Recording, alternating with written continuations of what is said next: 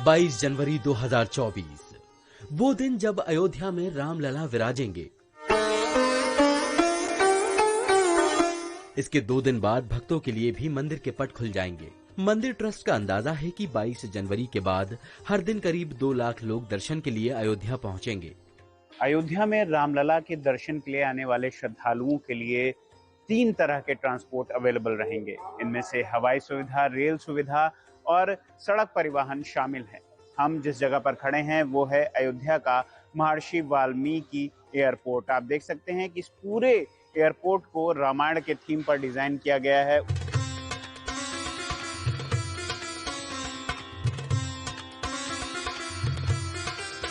इस एयरपोर्ट में फिलहाल इंडिगो और एयर इंडिया एक्सप्रेस की सर्विसेज हैं।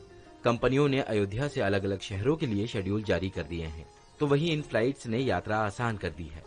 जी, बहुत ज़्यादा आसान हो गया। पहले हम लोगों की ट्रैवलिंग क्या रहता था कि पहले मौसी एयरपोर्ट रहता था, अब वो बहुत ज़्यादा उसका डिस्टेंस भी दूर था और इधर नियर बाई हो गया है, इधर से हम लोगों को बहुत ज़्यादा आराम है। अहमदाबाद के लिए सप्ताह में 3 दिन मंगलवार, गुरुवार और शनिवार को फ्लाइट्स मिलेंगी। 15 जनवरी से अयोध्या और मुंबई के बीच फ्लाइट्स शुरू हो जाएंगी। 17 जनवरी से अयोध्या से कोलकाता और बेंगलुरु के बीच कमर्शियल फ्लाइट शुरू होंगी। एयरपोर्ट राम जन्मभूमि से 10 किलोमीटर दूर है। यहाँ से राम मंदिर पहुँचने में करीब आधे घंटे का वक्त लगता है। एयरपोर्ट से जन्मभूमि पहुँचने के लिए ऑटो का किराया 100 रुपए और ई रिक्शा का 50 रुपए है। अयोध्या को एयरपोर्ट से सीधे जोड़ने के लिए फ्लाईओवर भी बनाया जा रहा है।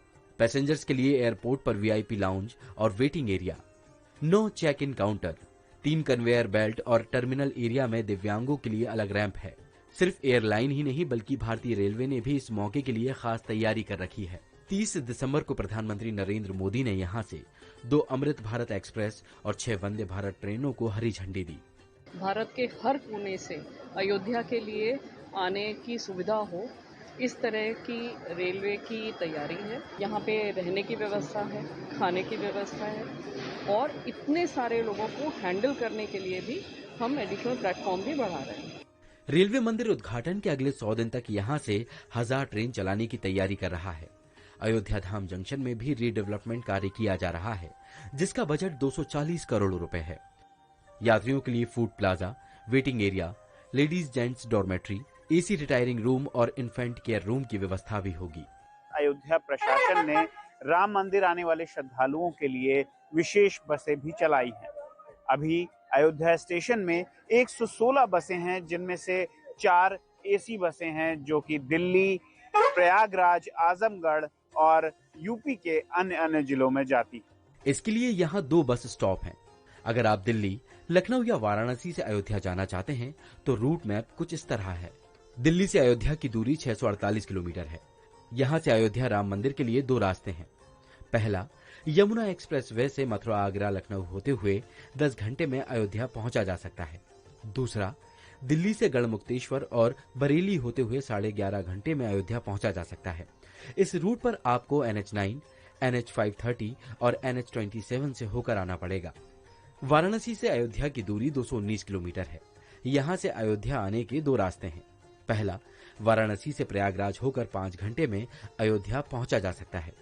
दूसरा, वाराणसी से गाजीपुर फिर पूर्वांचल एक्सप्रेस से सुल्तानपुर होकर अयोध्या जा सकते हैं।